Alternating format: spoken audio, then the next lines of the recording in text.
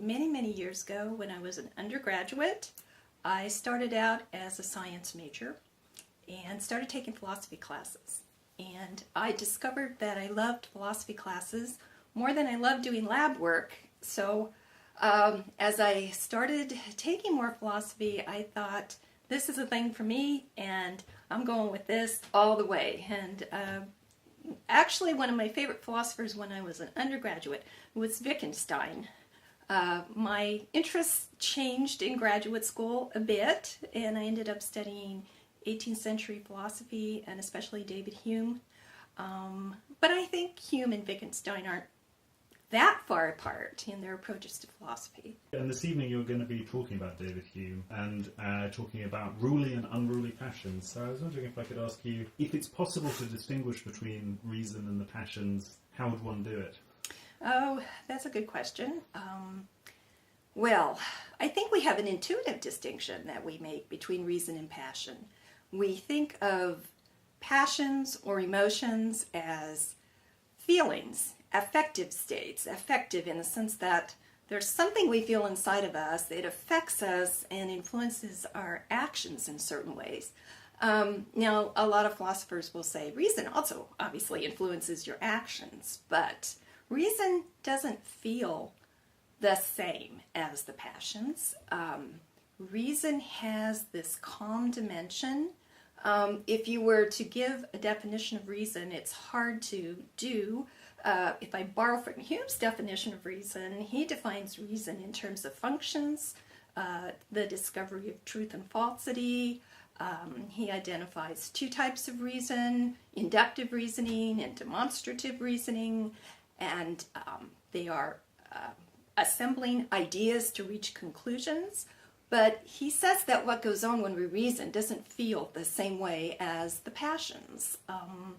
Passions, actually, he says, passions can be calm, which is to say that some passions feel like reason in the sense that when you experience them, for example, maybe the sense of beauty, the sense of morality, those feel like reason. He says those are also passions. So yeah, it's hard to make the distinction, but you could do it in terms of function. You could also do it in terms of feeling. Those are two different ways to distinguish passion and reason. And could you tell us how that's going to relate to the talk that you're giving this evening?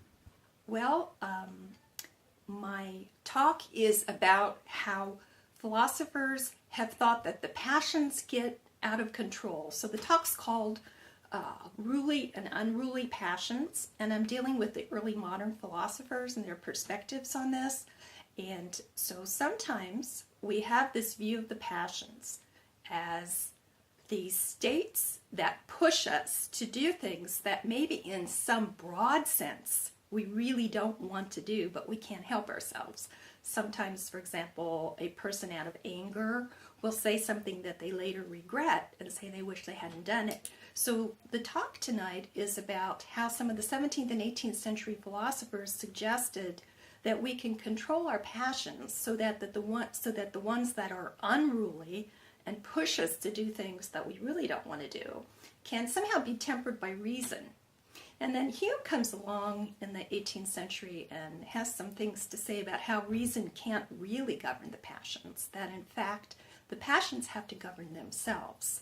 And so if you want to turn an unruly passion into a more controlled, ruly passion, he thinks that's something that the passions or the emotions have to, in some sense, work out themselves. And if you can't do it that way, then you're going to need some external authority to do it, like maybe government will step in and keep you in line.